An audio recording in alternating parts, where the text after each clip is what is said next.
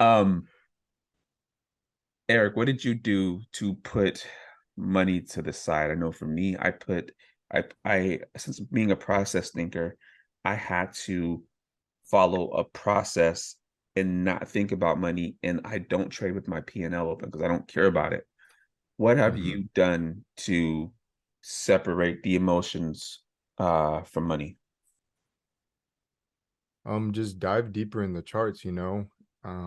I think the more you know about price and what you're doing, that separation, begins. And also, I know this kind of sounds counterintuitive because you're trying to trade to make money, but I think a huge aspect of having that disconnect of trading and money is making money outside of trading Yeah, in order so you're not stressed about it, right? So your judgment isn't clouded.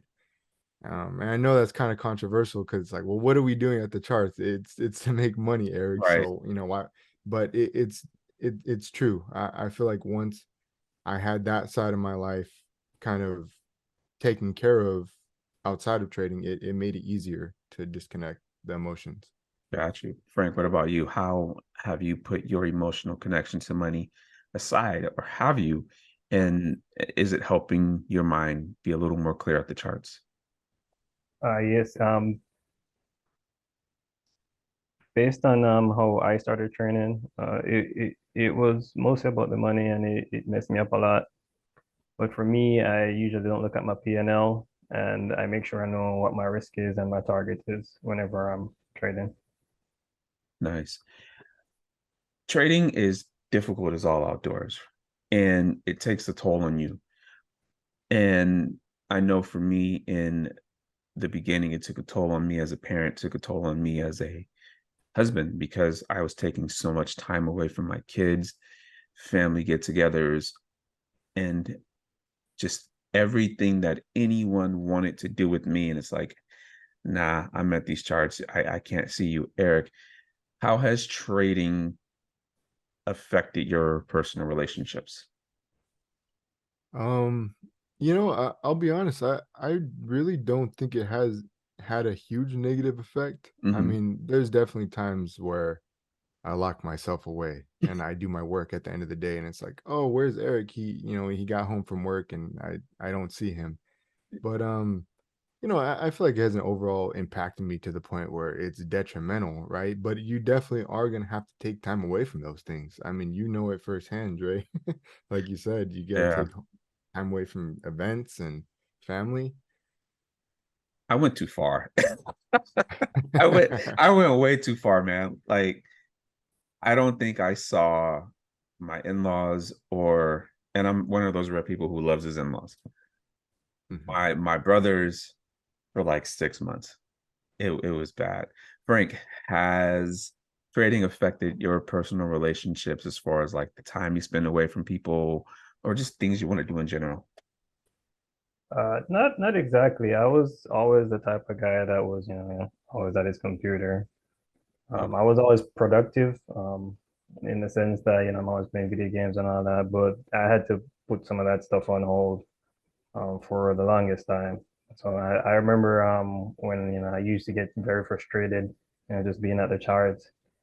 I usually, take time away to play some games and I started to get a little bit more serious. And then there were months where no one would hear from me and stuff like that, but it wasn't anything out of the unusual, as Yeah. I said. Because my Yeah. parents were always supportive of me doing whatever I'm doing at my computer because I still had my job. I was doing what I was supposed to do in the household. So I was always really good at balancing my life in that sense. That's dope. Eric, you got a unique one. You're in the military. Has being in the military helped you as far as like this process to get to being able to pull money out of the market? I'd say yes and no. I think it definitely, in some aspects, has instilled that patience and that discipline that you need at the charts. And then I'd say no, like in the practical sense, that there's times where it's taken me away from the charts. And Uh, so, but overall, yeah, I'd say there's definitely a lot of intrinsic characteristics it instilled that can translate to trading. what would be one of them or two? patience and discipline. You Yeah. know, you just having to stock the markets and, accept the pain that, hey, I'm not going to take an entry today, or hey, I'm going to miss this entry because it's not 100% my setup. Just being able to deal with those type of things. I feel like there's some characteristics from the military that have helped with that. So, Frank, you literally work with and manage people all day long. See, I don't see how you do it. I got a short fuse, man. I be cursing people out like you're freaking fire. I be throwing stuff at people. Have you has anything in your career helped you as a trader, or any direct connection? Absolutely. It's mostly being very direct, concise with what you're doing, being intentional. When I go to work every day, I have to already have a plan in action, what my team members are going to be doing, what I'm going to be doing. There's a specific time frame on when it needs to be done. But there are outside factors that also affect, stuff at work, which is the same with trading. I might have a call from a manager, my boss, Hmm. or you might send an email and say, hey, this needs to be changed, that needs to be done. So definitely there are things that I've learned in real life with my job that I've applied to my trading. Nice. Dope.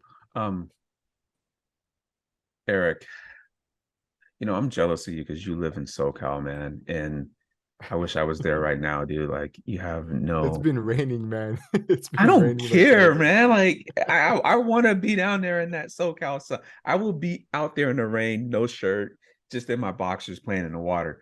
But dude, you what if you made, I don't know, let's say $3 million, Mhm. would you still work your current day job, or would you just exit out of the picture?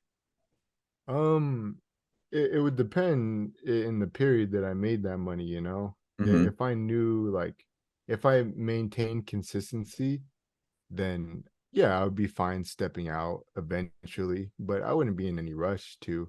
And I've actually told some people that, and they're like, "Oh, you're crazy. I'd be out of here in a second." And it's like, well, what are you really here for in the first place then? Maybe you should be Yeah, somewhere else if that's your mentality. So, exactly. Frank, what about you, man? If you made $3 million in trading right now, would you change? Would you dump your career? Would you change your career? Would you disappear and we wouldn't hear from you anymore? What would you do? Well, it's a very interesting question because I've thought about it, and one of the things that I always say to myself is that if I'm a successful trader, what am I going to do after I turn successful? Like, what am I going to do with myself? So I don't think I would put my job away, um, or I would probably take a lesser position in my job, I would say, Oh, wow. in what I do. But if I can maintain, just like Eric said, if I can maintain my profitability through my trading that made me that $3 million, and definitely I would probably take a lower job position and then continue doing what I'm doing. Because you don't want to be just sitting down there. Because if you're not learning in real life and through your trading, then what's the point really? For sure. That's I can tell you that I think, and my wife would probably be better suited to answer this question. I think I went through like a mini depression, and I'm not naturally a depressed person. I'm a process thinker, and it was just because I was bored.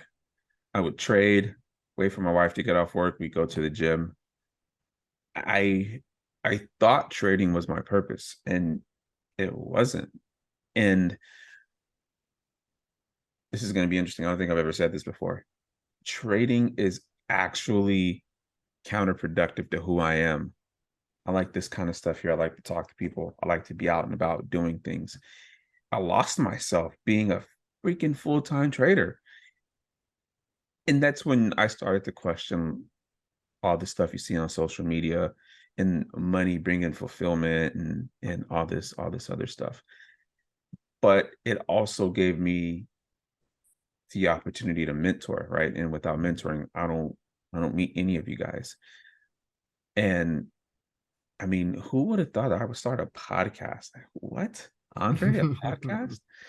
But I can tell you the boredom is maddening. I started playing basketball again, then I hurt myself. I was like, you know what? I'm way too far removed from my athletic days to be out here trying to hoop. um, so let's say you hit your financial freedom number and you can do whatever the heck you wanted to do. Eric, what are you doing? Where are you going? Man, I mean, I'd stick around SoCal, Lucky definitely. bastard. I would try to fill it out for like a year, see if I go crazy like like you said you did. Right. But I don't know, man. I I don't know what I would find myself being passionate about other Yeah, than trading right now because I've just been so consumed by it, yeah, that and that's just the honest truth. But I know something will come along. for sure. Frank, what about you? You hit your freedom number. What are you doing? Where are you going? Who are you taking? What I don't really have any big plans for when I hit my number. Um, it's it's mostly just being comfortable, yeah, just living, the way I want. If I do decide to move somewhere, I know I can move there. And I know that my responsibility is for my family, my siblings. I know that if something happens, I can take care of them wherever I want, wherever I am in the world. So I think that's just the biggest thing for me is just knowing that I have the financial freedom to take care of my family and myself. definitely. Eric, you're the oldest of your siblings, right? Yeah. I know I'm the oldest of my brothers and sisters, and I've always felt this responsibility to look over them, take care of them, even though they can all take care of themselves. Would you say that it's different when you're the oldest because you bear a lot of the weight on your shoulders? How would you is that a driving force for you being the one, oh, I look up to big brother? Is that a driving force for you? Oh, absolutely, man. I feel like that was something always instilled in me by my father as well. It's like, man, you gotta be the big man, you Oh, yeah. always I was always raised to be like, the try to be the caretaker, Yeah. and that's like Or you're my Mexican too, ultimate goal. so like it's Yeah, like tenfold. yeah. So that's always been the ultimate goal. Like Yeah, even in trading, like that's the number one thing I want to accomplish first and for foremost, real. Seriously. I know when we were down financially, man, and this is why I say, like, I understand because you're Mexican, my wife's Mexican. When we were Yeah, man. down, dude, my wife strapped up and she carried me, right? Yeah. And man, like I don't know what I would do without her. Frank, are you the oldest of your siblings? No, I'm actually the youngest. Oh, you're the baby. Oh my goodness. The funny thing about that though is that because I'm coming from so far, Yeah. I would say people look up to me more because of where I'm coming from. Mhm. Yeah. That's true. I mean, I remember you told me you got the promotion and you were going through it, and I was like, dude, this is dope. And it also reminds me of my sister Michelle, my wife's sister. She's the baby of the family. She's only been in the States for maybe 4 years. Girl aced high school. COVID robbed her of her high school graduation. She was only here 1 year, straight A's in high school. Ran out college, getting dope grades. She got a brand new car. She's juggling work, school, exercise, and my wife, they lost their dad over the summertime. And man, it's inspirational because there's I've never heard her make an excuse. I've never heard Michelle make an excuse. Tired, overwhelmed, this girl just keeps going forward, and I love that about her. And it's Frank, maybe coming from a different country. Oh, let's get controversial. What do you think about the majority of Americans? And say whatever you want. No, your face Yeah. ain't showing. You're good. I want to know. I mean, I'm not gonna say a majority of them, are. are lazy, but Yeah. a lot of them are lazy. They don't want to put the work in. Entitled. Excuse me. Yeah, Entitled. yes. It is no sugarcoating it. It's the truth. Yeah. I do have to hire people. I do have to fire people, and I've been there. Yeah. Eric, you coming from a military background and you see us civilians, what do you see as far as the herd goes? Oh, man, I'm a part of the herd too, you know. I don't try to separate myself in Yeah. that aspect. I you know, I I'll be honest, I do see, a lot of my generation, Mm. the young 20 somethings. I look around, I'm like, man, you guys have no respect and discipline. So I think that's Oh, one thing that yes. I would say. Um, because sometimes it really annoys me. I find myself, being out in public, like thinking like a Karen for people my age, you know. Right. So Right. that's one thing. I'd say that's the only thing though. Yeah. We went to get pizza last night, and you know how I dress, right? Like, Yeah. I'm in hoop shorts, a t-shirt, and a Nike hoodie, and we're going to get pizza, and it's this little pop-up spot. It's at a bar, and the pizzas are good. They're mobile, and it's wood-fired pizza. Dude, it's delicious. You ever Mhm. come up here, I'm gonna pay for your food this time. You can't tell me not to. Oh, okay. All right, sounds good, man. The backstory to that is I met Eric in real life coming up from San Diego, and he would not let me pay for his food, but I'm gonna get his ass next time. I, I didn't. It's not like I didn't let you. It's I wasn't expecting you to, so I You just, pulled your we card didn't out speak of before the we didn't he came. we didn't speak about it. So I'm like, oh, I'm not gonna sit here and expect Dre to pay for my food. So I'll just tell him, separate the check. I'll be modest, and and Uh, yeah, that sounds like Okay, a they first didn't date. like that. on the record, is Vovo the best pasta you've ever had? Oh, hands down, best I've had. I mean, that's not much coming from, an American from Southern California, but best pasta I've had. Yeah, man. Every time we go down SoCal, San Diego, we come up or we go down to LA.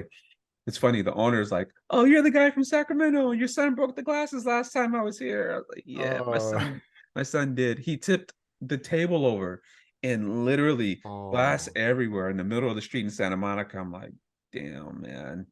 And the owner was super cool. He got out there, he cleaned it up, and it was a jumble mess. But anyway, so we're getting pizza, and I'm looking around. You know what I see? I see a lot of unhappiness mhm, because there's a bunch of state workers, and and you can just see it in their eyes. They're tired, they're drained, and they're covering that up with alcohol. And I'm looking around, I'm like, I kind of want a beer, right? I almost fell into the herd mentality. I like tequila, you know that. Like, I don't want beer. yeah, Give me some tequila. me But too. see, that's why I like you, man. We and I'm thinking, I'm looking around, is our system messed up, right? Is have we gotten so far away from who we are as people that we just do things that make us freaking unhappy? Trading doesn't make me happy. I thought it would. It just didn't. It's for me, it's my family, it's my kids, it's my wife, and even money, right? Being able to, dude, I don't even think I told anyone this story, but I remember I had lost the house. And as we were losing this house, we were in Walmart, and my daughter wanted some candy, and I didn't have the money to get it for her. And I had to say, I'm sorry, we don't have enough money. Now, hindsight, I wouldn't have said that. I would have just said, oh, next time, right? But then that was the reality of, yo, I'm poor. Like, Mhm. yo, I'm super broke. I have to change. I have to do something different. But and also too, I didn't realize how unhappy I was. And at that point, yeah, I was actually I'm not never been an alcoholic, but we would drink every weekend, and it was just really to escape the pain of not having anything, right? So that's what I see. I see a lot of just general unhappiness and just disconnection. But yeah,